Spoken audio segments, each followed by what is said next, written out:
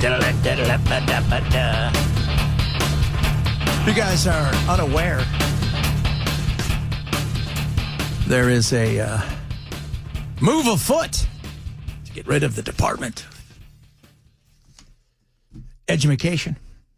And Randy Weingart out there talking up. She heads up the Department of Education, the unions, all of the unions, the teachers union. She's a lot of what drives the insanity comes from her and the like.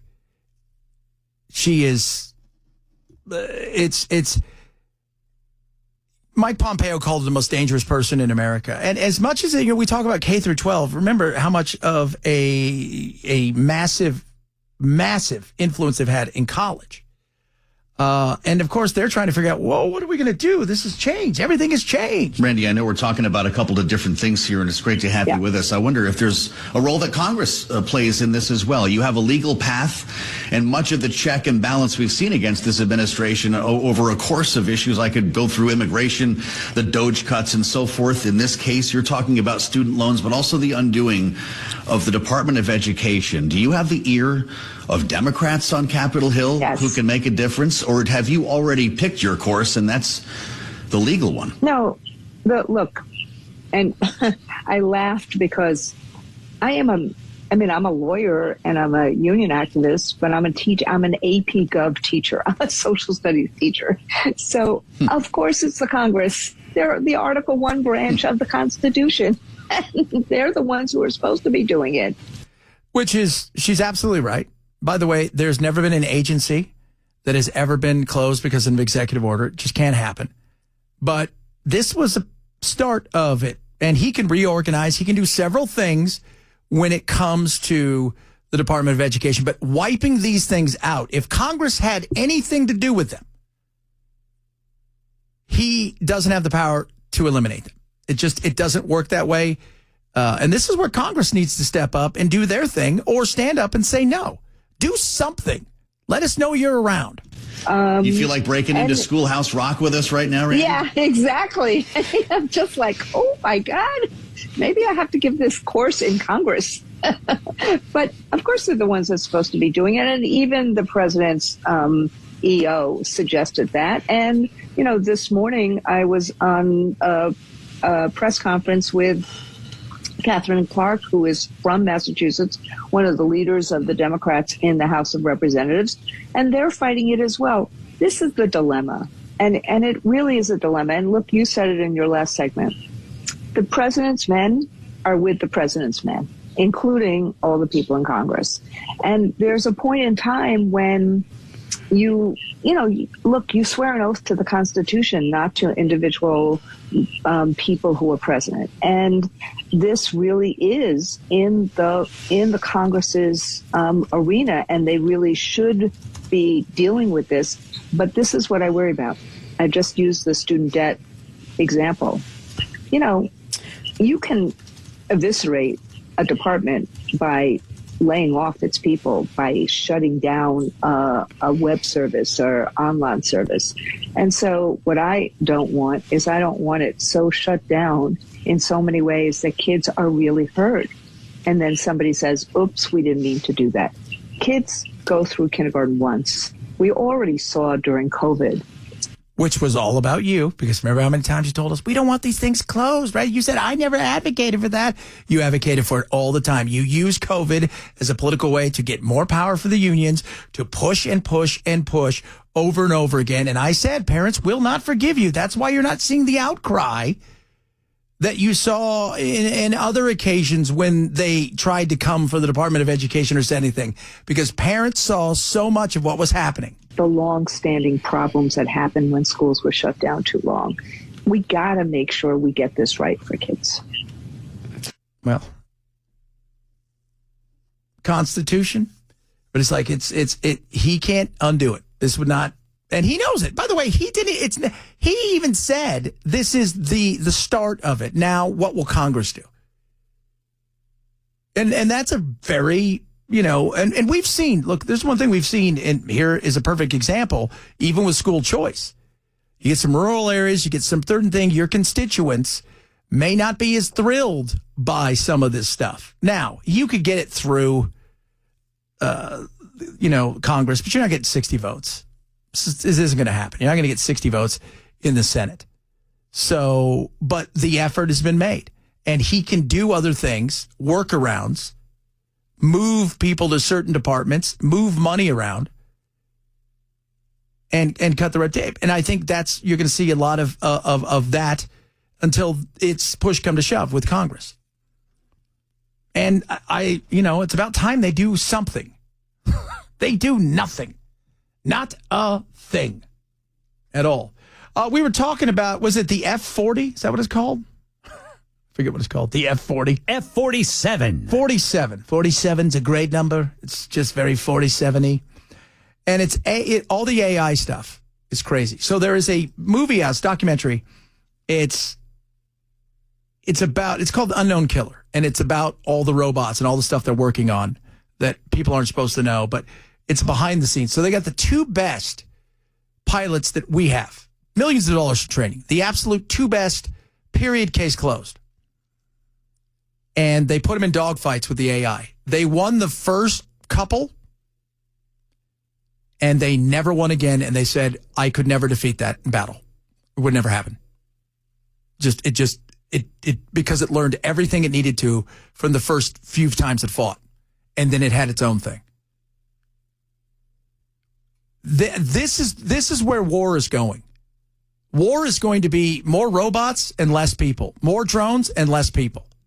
Boots on the ground are going to come after so much stuff is going to be battled out. And the F-47, it's going to be great. It's better than the F-46, which we don't even have anymore. We got rid of it. It was obsolete. It's like a Pinto.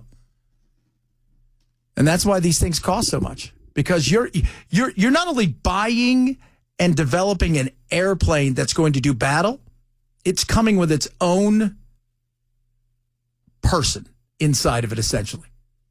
It is Transformers without transforming. And that's going to be crazy. And they showed some of the other robots. I'll tell you what, for all the other robots, and they got some wacky ones, some Judge Dredd looking stuff, and RoboCop, the dog robots are the ones that freak me out. Those things absolutely freak me out. They're crazy. And NVIDIA's new robot, because they decided, hey, we make chips and do all this stuff, we should have a robot. Have you seen NVIDIA's new robot? It is, it looks like something straight out of Star Wars. And it is crazy. It looks like WALL-E. So it looks like R2-D2? No, it looks like, remember WALL-E? I know WALL-E. Yeah, but it looks just like WALL-E is what it looks like. Okay. When you said Star Wars, I'm thinking, okay, is this Rebels or the Emperor? It'd be cool. It looks like C-3PO. That'd be good. It's all gold. Isn't that the dream, though? A gold robot? Just like, no. See, you're a buddy, your own C-3PO. Everyone wants to be friends with C-3PO. Why? He's awesome. Don't hate on C-3PO. I always thought he's the whiniest. I thought R2-D2 was kind of a little badass, right? He was willing to go into it. Yeah, and then C-3PO just whined the whole time. I wanted him to get killed so bad. C-3PO, you're like, okay, come on, dude, let's go get a beer. Like, we got to talk this out. I want to be your friend. Because he feels like he's a good dude. He's not a dude. Okay, fine. He's a... wait, is it a... He's not. He's a robot. Okay. First of all, he's not even real. But secondly... He is real. Star Wars happened. He's just, it's awful because he was the whole time he whined, right? I mean, can we be honest? If you're listening out there, yeah, feel free to chime in. He whined. C-3PO says, Joe says, Karen in space. Karen in space. Pretty sure the Emperor was the Karen in space. No, the Emperor was, which one? You're telling me if you were like I would rather hang out with Emperor Palpatine. I'm saying if you cut a Karen off in like a grocery store, they wouldn't sound like Emperor Palpatine. No, they'd be C-3PO. I got to agree with this. Yeah, Karen would sound like C-3PO. Oh, I can't believe not this Palpatine. Is happening. Oh, so whiny. Oh my God, I can't believe this is happening. He felt like. Was he British? I guess he was kind of British. And he goes, I've got sand everywhere. We know who the Karen is in Star Wars. It's Luke Skywalker. Yeah, I look back on Star Wars, if we're honest with ourselves. They were just a bunch of rebel Antifas that were pissed off because the corporation had gotten stronger. The dark side was actually the better side. They had a great economy. Man, they had good suits, too. They had a good economic plan. They did. And by the way, the rebels caused unemployment to just skyrocket. Of course, because they're do-nothing lazies. I mean, he's living with his uncle, right, doing nothing. To be fair, the rebels did cause the Death Star's unemployment rate to drop 0% because everyone died. So they're a bunch of socialists. They were. They were a bunch of hippie socialists running around. You know what? Next time I watch it, I'm rooting for the Empire again. I do. I rooted for Darth Vader regardless because that's the best character ever. It was a pretty good character. Although I got to be honest, I enjoyed I liked Emperor Palpatine. Good. I thought he was cool. Good. Look at me. I mean, he was awesome. I don't. I can shoot stuff out my fingers. What is this? Have you seen Star Wars? No, but I'm just like the whole thing. I know. When it's like Darth Maul. Like that guy was cool. I mean, he's a 7-foot tall guy that who did ninja destroyed stuff. people. I like the jug band in the bar. Oh, they were great. Hey, you guys want to hear the same thing over and over again? Yeah. Play that same song. All right, the same song. Let's go. They take requests, but it's only that song. Jar Jar was a Democrat. We're getting a lot of that. Jar Jar, no. C-3PO was insufferable. I don't agree. I'm sorry. I'm going to defend my boy C-3PO. Jar Jar Binks is Kamala Harris. Jar Jar Binks, he caused all kinds Same of noises and everything. Chaos when he came out. Exactly. Remember that? That's Kamala Harris in a nutshell. No, the noises, the why are you here kind of vibe. William Shatner was great in Star Wars, somebody said. Oh, my gosh. Joe, don't. Come on, buddy. Goodness. C-3PO had a gender reassignment. The Cantina Band, that's what they were called. The Cantina Band, yeah. So who would Jabba the Hutt be? Oh, Rob Reiner. Never mind. I already figured that out for myself. Really? Rob Reiner? Oh, he'd be perfect. Jabba? I mean, Yeah. he was a businessman. He was an entrepreneur.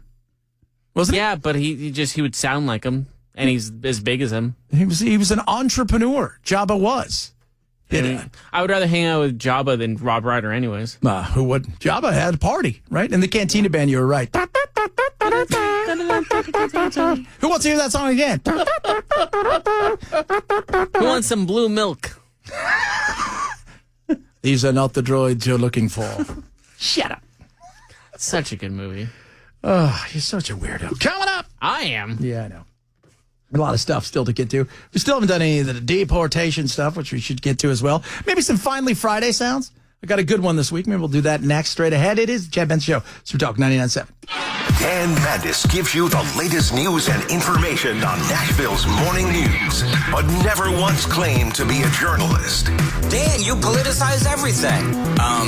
I'm a talk show host, and that's kind of what we do is we talk about politics. A journalist is supposed to be right down the line. Monday morning from 5 to 9 a.m. and streaming on the Super Talk 99.7 WTN app. Omaha Steaks, absolutely incredible, super delicious. You will love them. 50% off right now, site-wide. So that's everything. But on top of that, when you use my code Benson and you check out, you get an extra $30 off at checkout. So you're saving huge amounts of money. Now, maybe you're like me. I want a variety of stuff. All right. I got some chicken. All right. I'm loving on that. Oh my goodness. I got some fillets. Those are incredible.